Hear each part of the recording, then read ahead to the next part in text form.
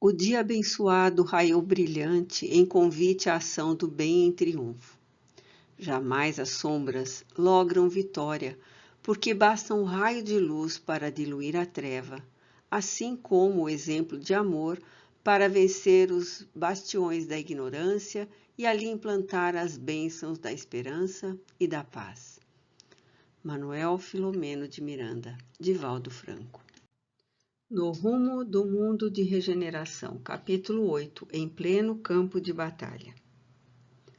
Terminado o majestoso encontro, unimos a alguns grupos emocionados, em grande expectativa de servir naquele momento extraordinário e caracterizados pela incerteza de que a pandemia estava deixando em toda parte por onde passava. Em alguns países, alcançava a linha máxima da contaminação para o natural recuo e até mesmo arrefecimento que já se podia perceber em alguns lugares. As providências e recomendações dos órgãos de saúde geravam muitos conflitos em razão da forma de cada governo considerar o recolhimento das pessoas em vigorosa quarentena ou a liberação controlada, a fim de evitar-se outros danos, os de natureza econômica. Empresas sem patrimônio de sustentação começaram a demitir funcionários, gerando soma de dificuldades para a sustentação familiar. E caso a quarentena se prolongasse, a população alimentícia caísse, haveria o surgimento de um novo problema. Indivíduos perversos e organizações internacionais que sempre se contentaram com a desgraça dos países pobres, começaram a semear insegurança, e os dias que viriam estavam semeados de sombras inquietas com ameaças de perturbação da segurança pública. O esforço de todos nós tinha por impositivo demonstrar que o amor de Deus nunca cessa, bastando que o necessitado se coloque em posição de beneficiar-se e saiba submeter-se às condições vigentes. Infelizmente, porém, nesses momentos terríveis, aventureiros desumanos aproveitam-se para ganhar benefícios ilegais. Os intrigantes políticos, sempre desinteressados do povo que os elegeu e agora o trai de forma cruel, movimentam-se nas casas de lei especulando vantagens, comportando-se de forma turbulenta, enquanto a morte continuava ceifando as vidas deixadas em plano secundário. Após ouvirmos diversos discursos de diferentes áreas do país, retornamos preocupados à nossa sede de trabalho para mergulharmos na ação que não poderia ser postergada. Todos estávamos conscientes das magnas responsabilidades que nos diziam respeito. Em profundo silêncio de meditação, recordei-me de quando Jesus chamou os amigos e os enviou, 2 a 2, a Galiléia e seus arredores, a fim de prepararem o solo para a cimentação do Evangelho. Guardando as distâncias próprias, éramos os seus novos discípulos, visitando os grupos que o iriam receber. Uma onda de alegria desconhecida me invadiu o ser, e assim que chegamos à nossa sede, busquei o repouso com a imaginação incendiada de expectativas e ansiedades. O dia abençoado raiou brilhante em convite à ação do bem em triunfo. Jamais as sombras logram vitória, porque basta um raio de luz para diluir a treva, assim como o exemplo de amor para vencer os bastiões da ignorância e ali implantar as bênçãos da esperança e da paz. Permanecia a psicosfera densa e cinza escura, que nos confirmava o desequilíbrio dos pensamentos humanos. As conversações, com as compreensíveis exceções, eram de baixo nível, algo que a sociedade se acostumara com facilidade. Entremeando os diálogos com expressões chulas, no modernismo vulgar, típico da vida moral de cada qual, e o número de espíritos viciosos, vulgares, zombeteiros e vingadores era expressivo, preocupante. A grande maioria havia sido libertada das regiões de pânico e expiações sórdidas, facultando que essas populações, antes prisioneiras dos refúgios punitivos, pudessem agora conviver com os reencarnados de mais ou menos mesmo quilate emocional, dando vaza a vinculações perigosas por se tratar de um outro tipo de epidemia e de natureza moral. Os grupos humanos invariavelmente se encontravam enleados nas teias mentais e emocionais desses desencarnados, que se lhe agudizavam as preocupações, os problemas em que se encarceravam de natureza servil. Certamente, outros grupos destacavam-se, formando uma psicosfera saudável, demonstrando que no pântano os lírios são mais perfumados e que uma faixa imensa da sociedade mantém valores éticos e comportamentos compatíveis com as suas crenças religiosas, todas muito respeitáveis, ou mesmo filosofias comportamentais edificantes. Na comunidade onde nos hospedamos, podíamos distinguir perfeitamente a aura brilhante dos dedicados trabalhadores, como de um grande número de assistidos que se mantinham vinculados à beleza, aos aspectos sadios da existência. O setor educacional infantil era o que ostentava mais belas vibrações, e mesmo considerando-se que quase todos os estudantes e beneficiados dos setores de atendimento vinham do bairro muito pobre e violento, onde os vícios mais cruéis não se compadeciam de ninguém, notamos espíritos nobres interessados na sua formação de cidadania, inspirando os professores, mesmo aqueles com menor interesse pelo trabalho, que o conduziam como um fardo desagradável. A diretoria providenciava constante contato com excelentes educadores que anelavam por uma grade escolar bem trabalhada e própria para a existência futura dos alunos. Víamos que estes se encontravam muito bem inspirados e lutando em favor de uma educação completa, e não apenas da instrução quase desdenhada pelos próprios professores. Infelizmente, ainda não se desejou compreender que a educação é a alma da vida para todas as criaturas e que é o instrumento mais valioso da existência humana para o êxito e o progresso do ser humano e do mundo em geral.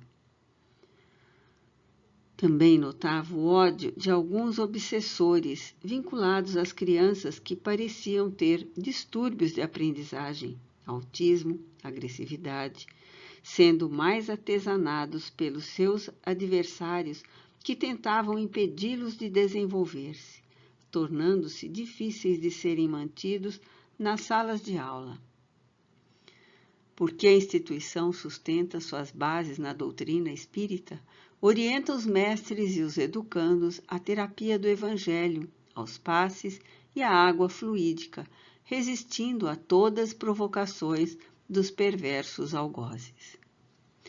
Com o tempo, é claro, esses inimigos ferozes terminavam por modificar o comportamento, libertando suas vítimas, que passavam a cultivar ideais e objetivos superiores aos muito debatidos nos lares e bairros onde viviam.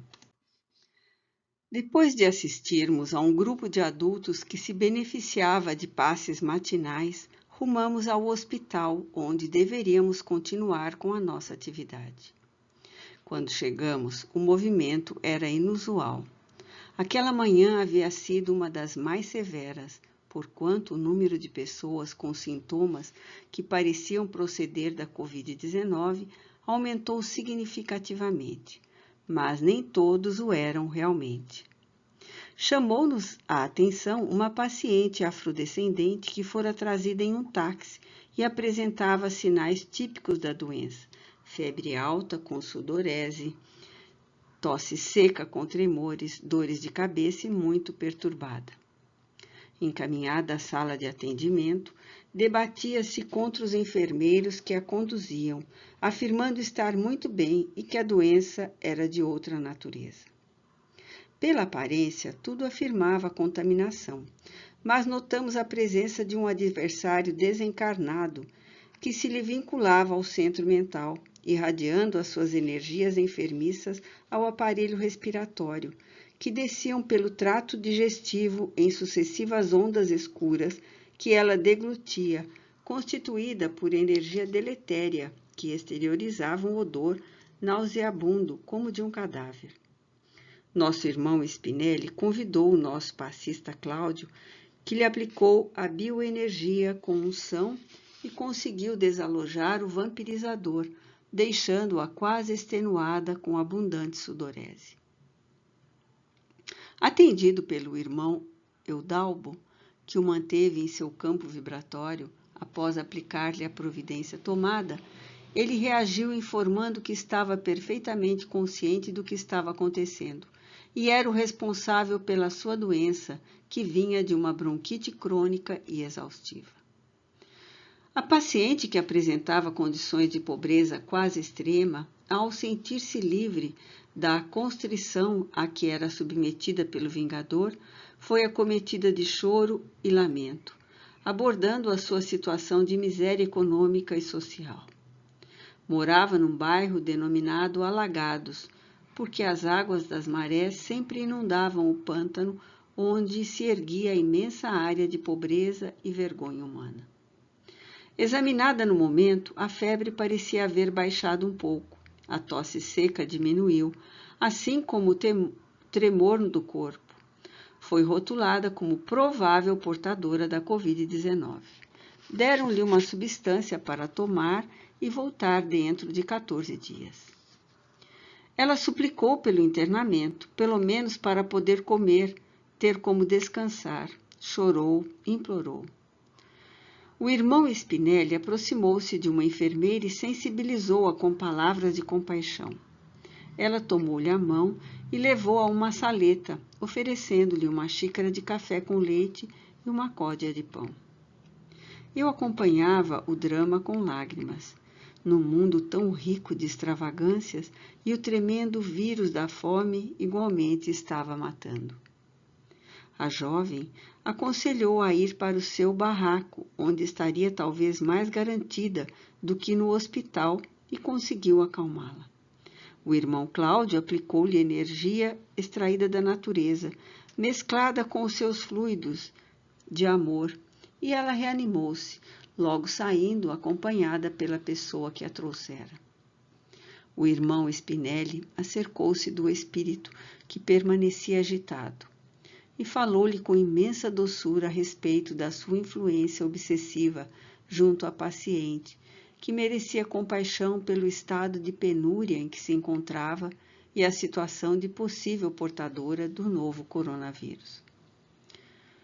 Sarcástico e sem nenhum sentimento humano de misericórdia ou de amor, ele reagiu com violência. Isto é o mínimo que programo para submeter esta infeliz aos meus caprichos.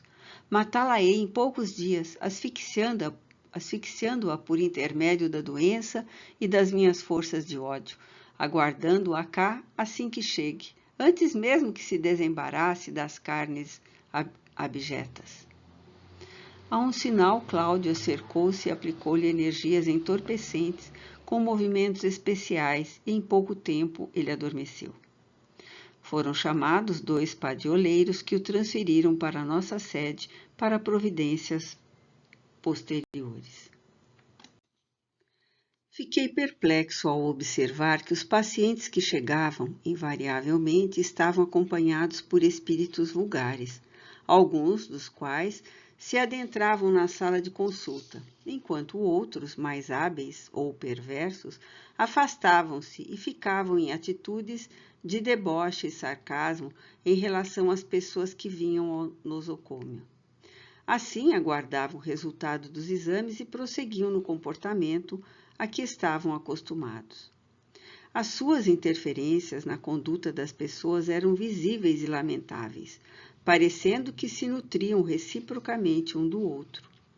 Logo entendi que era resultado da convivência habitual e da falta de disciplina mental do reencarnado, que se comprazia com esse tipo de companhia. Era uma estranha azáfama, na qual predominavam as interferências espirituais. Existiam também exceções, porém em menor quantidade, em razão dos interesses humanos ali em jogo ou em alternativa de saúde e doença.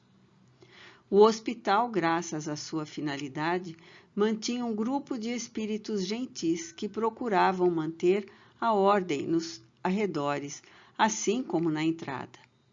Havia umas catracas portadoras da capacidade de medir as vibrações dos desencarnados que se adentravam, assim evitando determinada ordem de espíritos malévolos que não conseguiam acompanhar as suas vítimas e eram expulsos pelos guardiães da casa de saúde. De vez em quando, percebia-se a notícia devastadora de que determinado paciente internado, ao realizar o exame específico, constatou a infecção. Ao choque da notícia, a esperança, de alguma forma remota, de que a cura já estava sendo possível. Mesmo durante o dia, era possível observar o surgimento de raios luminosos que saíam da terra em direção do infinito. Eram as preces dos servidores fiéis do Evangelho, das mães abnegadas e famílias dedicadas ao bem, dos seres resignados e dos trabalhadores da linha de frente, especialmente enfermeiros e auxiliares de enfermagem, que, atentos aos cuidados que deviam manter, sempre eram surpreendidos pelo cansaço, pelo desconforto, pela angústia ambiental. No momento de conversação edificante no jardim principal do belo hospital, o venerando Eurípides, que, embora não pertencesse ao nosso grupo, visitava-nos diuturnamente, entreteceu considerações que nos surpreenderam. Referia-se o apóstolo que se cogitava entre os meios de investigação científica a possibilidade de negar-se assistência médica às pessoas idosas, assim facilitando a diminuição de habitantes do planeta, uma das teses do comunismo. A humanidade, já acostumada com a eutanásia, em determinados casos com a anuência do paciente, permitindo-se o odiento crime, agora estendia a medida à consumpção dos idosos. Por outro lado, os suicídios assistidos por médicos legalizados em diversos países igualmente facilitam o estudo e o interesse da morte dos idosos. A ciência médica, tentando oferecer maior conforto às idades avançadas, parece que desagrada ao grupo de assassinos legais, que veem na velhice somente decadência e não sabedoria, nem ternura, nem afeto, nem conquista de valores para a própria imortalidade. Desse modo estranho e extravagante, há quem defenda a ideia de deixar morrer o paciente idoso ante a presença de um mais jovem que necessitar da UTI, dando ao médico o divino poder de selecionar quem deve ou não viver, como tem ocorrido com governos arbitrários e sandeus. A notícia dessa nossa presença espiritual cooperando no hospital passou ao conhecimento de outras comunidades de desencarnados, e naquela tarde fomos buscados por abnegado benfeitor para um atendimento especial. Tratava-se de um drama familiar, um grupo constituído pelos pais idosos e 2 filhos, respectivamente com 23 anos, a filha auxiliar de enfermagem e um irmãozinho de 16 anos. A auxiliar de enfermagem conduziu ao lar o vírus terrível, sendo ela assintomática e contaminou o irmão e os pais. Primeiro, os pais apareceram com os sinais da doença, que foi confirmada e internaram-se. Logo depois, o irmãozinho também. O genitor estava com 62 anos e a mãezinha com 54. O senhor era portador de um distúrbio cardíaco e sofria muitas alterações na pressão arterial, e não foi bem sucedido no tratamento da Covid-19, sucumbindo por falta de aparelho para auxiliar na respiração. A esposa teve alta dias depois. Nem ela, nem a filha puderam ver o desencarnado, ficando muito abatidas com a ocorrência da enfermidade e o sofrimento e do enterro praticamente uma vala comum. Ainda não se haviam refeito do choque quando o irmãozinho começou a apresentar os terríveis sintomas que confirmaram a doença. Nessa angústia e desespero, a irmãzinha fez conflito de culpa, acreditando ser haver sido a responsável pela morte do pai e agora pela possível perda do irmão jovem que se encontrava em estado lamentável. A informação que nos deram é que se estava preparando para suicidar-se e, por efeito do desespero, atraiu algumas entidades perversas que acompanhavam a história da família e desejavam auxiliá-la a realizar o autocídio. Fomos em grupo, de modo que pudéssemos auxiliar outros enfermos, aplicando-lhes os passes benéficos e animando-os com vibrações edificantes. Encontramo-la na unidade de terapia intensiva, que estava quase lotada com pacientes portadores de outras enfermidades e, inclusive, o novo coronavírus. Todos os pacientes estavam entubados, inclusive o jovenzinho. Em uma análise rápida, o Dr. Eudalbo verificou que o jovem não teria resistências nem forças imunes para vencer o vírus devorador. Encontravam-se com os pulmões dominados pela virose perversa e, apesar do aparelho, a sua era uma respiração difícil, entrecortada. Já tinha as marcas do anjo da desencarnação numa palidez impressionante, resultado do depauperamento das forças. A medicação aplicada em fase experimental, enquanto se discutia nas casas de leis qual a melhor aplicação para atenuar o quadro ou salvar o paciente, produzia sequelas a que o organismo não resistia. A morte era iminente num quadro muito doloroso de asfixia. A irmãzinha tentava pedir-lhe que reagisse e desejasse a cura, mas, em razão de múltiplos problemas espirituais na família, o assessoramento espiritual era lamentável em face da presença de 2 espíritos que o vampirizavam com crueldade. O irmão Cláudio aplicou passes que conseguiram romper os liames perispirituais, afastando ambos os exploradores das poucas energias do rapaz.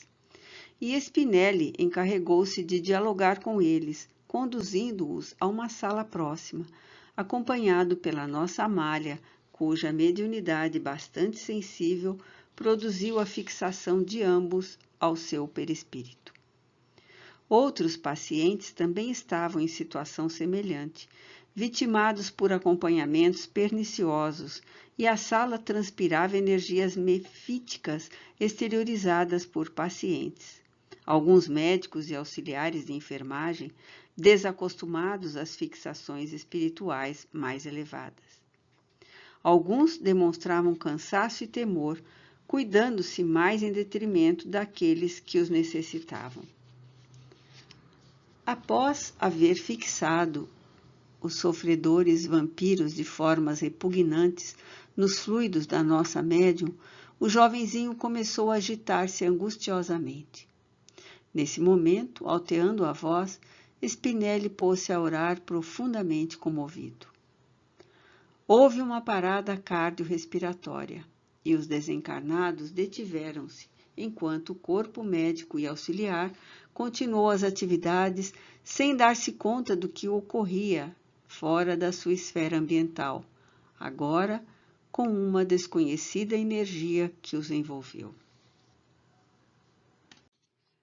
As palavras de súplica do mentor ao divino médico das almas ressoavam canoras e vibrantes, e percebemos uma aragem benéfica que limpava as construções tóxicas e alcançava os desencarnados, alguns tomados de emoção até as lágrimas. Logo mais, respirava-se um ar saudável. Alguns amigos espirituais surgiram e de imediato começaram a auxiliar todos os pacientes com bioenergia especial, saturada de plâncton e clorofila, carreados por uma brisa muito suave, trazendo-os do mar e das árvores vetustas do jardim. Miríades de pontos luminosos pequeníssimos entravam pelas janelas e portas, dando-me conta que o hospital estava sendo beneficiado pela excelsa misericórdia do sublime terapeuta.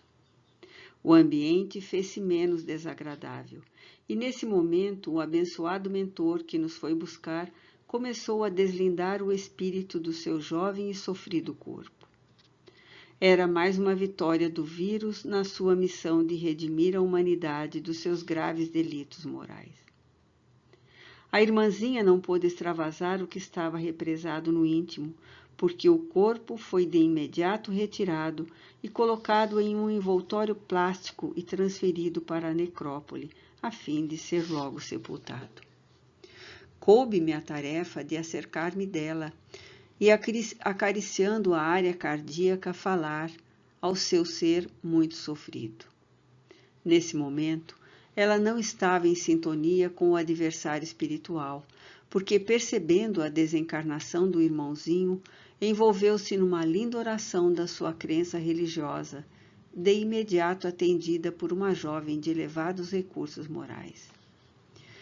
Com a permissão da benfeitora desencarnada, inspirei-lhe coragem e fé, animando-a a cuidar da mãezinha, agora mais sofrida e solitária. A lembrança da genitora levou a um pranto convulsivo de compaixão e ternura que comoveu alguns colegas que a conduziram para fora da sala, onde poderia acalmar-se ante o que se denominava como fatalidade.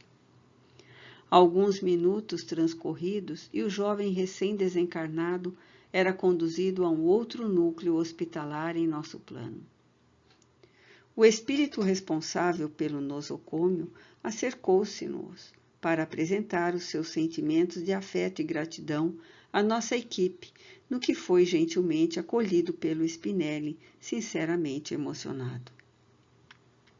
Ele havia fundado o hospital enquanto na Terra, e após a desencarnação foi convidado a continuar administrando-o com esmero. Não havia sido religioso, mas era um crente fervoroso em Deus, e quando pensou na casa hospitalar, um pouco mais de 40 anos passados, melhor compreendeu os desígnios divinos e a finalidade essencial da existência, que é a prática do bem. Havia sido eminente mestre da Faculdade de Medicina, na qual ensinava fisiologia e cirurgia, demonstrando como a maquinaria orgânica não se explica a si mesma. Sempre que tentava uma laparotomia, deslumbrava-se com a ordem dos elementos que se transformam em vida, pensamento e ação. Em consequência da sua existência médica missionária, conseguira muitos amigos que ora se encontravam cooperando do mais além com a Casa de Saúde. Ficamos de atender, ainda naquele dia pelo amanhecer do próximo, a jovem auxiliar de enfermagem, libertando-a das tenazes que a empurravam para o suicídio. Observei que aquele anoitecer estava algo nebuloso, de tal forma denso que transmudava a névoa, esparzindo odor tóxico de carne em putrefação que a brisa lenta tentava diluir. Como o pensamento, voltado para as viciações, impregna o ambiente com o odor das vísceras orgânicas em decomposição. Os amigos do nosso grupo experimentavam emoções variadas em decorrência dos trabalhos a que cada um de nós se vinculava. Chegando ao nosso reduto, passamos a fruir as ondas balsâmicas do amor e da caridade, das mensagens, como se uma aragem de luar formoso conduzisse o doce perfume de rosas desabrochando ao amanhecer.